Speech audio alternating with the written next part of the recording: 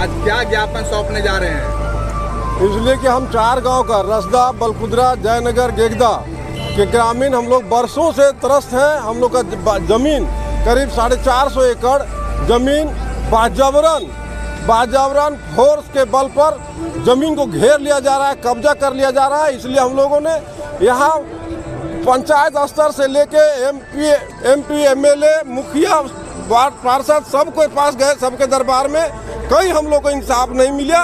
तब लास्ट में हम लोग टाइगर जयराम महतो के दरबार में गए हैं अपना सुनाने, दुखड़ा सुनाने। आज उनको हम लोग निमंत्रण किए हैं कि आप हम लोग के दुखड़ा को सुनते हुए हम लोग को इंसाफ दिलाइए। राजनीतिक में हमेशा हलचल पैदा करने वाले डुमरी के विधायक जयराम महतो का यहाँ बेसब्री से इंतजार किया जा रहा है।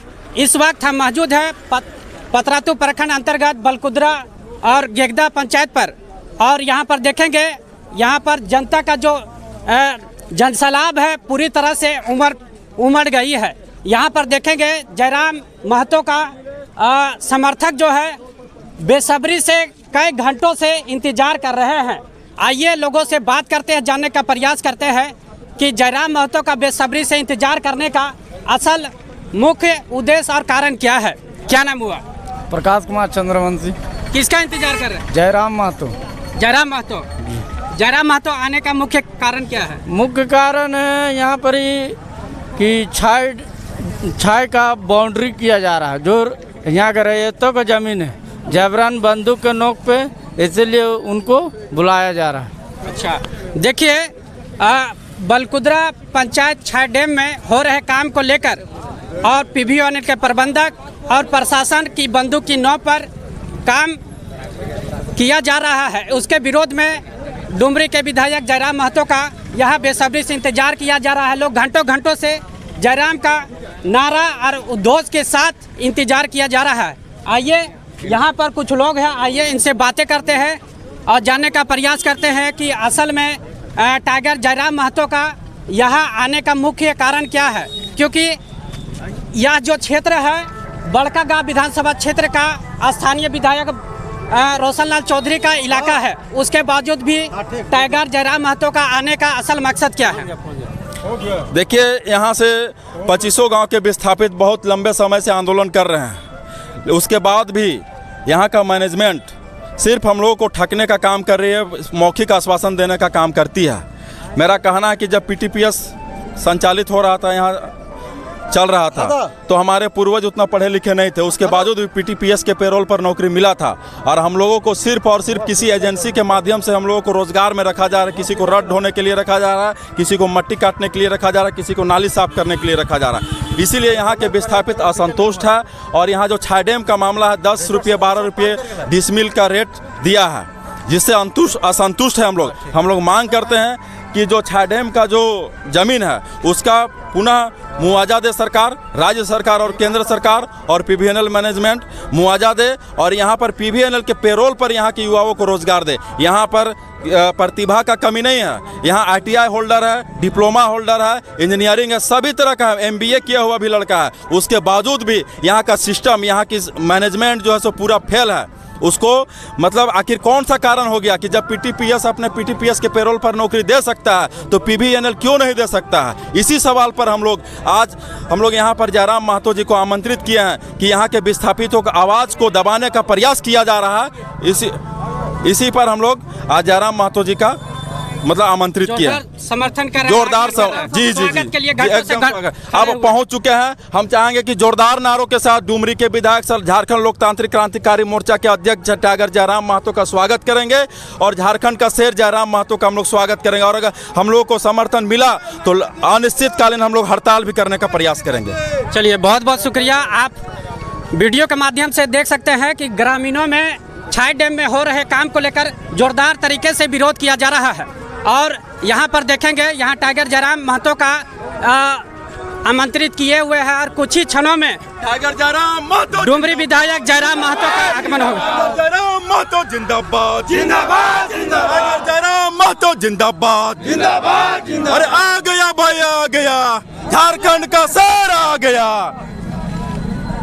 देखिए, डुमरी के विधायक जयराम महतो का जयकारों से उद्घोष के साथ यहाँ पर जनसैलाब उमड़ पड़ा है और लोग बेसब्री से इंतजार कर परिवार तोनिक साथ खड़ा हियो। हमने तोनिक साथ रात रहे, अंधार रहे, बिहान रहे, दिनचर्या रहे, बरसात रहे, तोनिक साथ खड़ा हियो। और मानसून सत्र जो 1 अगस्त से शुरू है वाला हो और में भी बात के मजबूती के साथ उठवे काम करबो।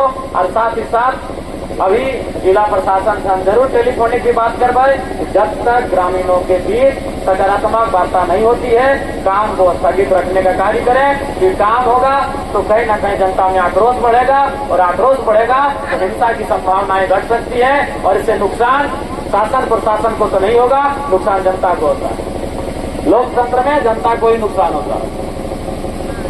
जरूर धोनी की बात रखो और बस धोनी कहते बोलो लड़ाई एकजुटता के साथ लड़ना है, सभी के मिल के लड़ना है।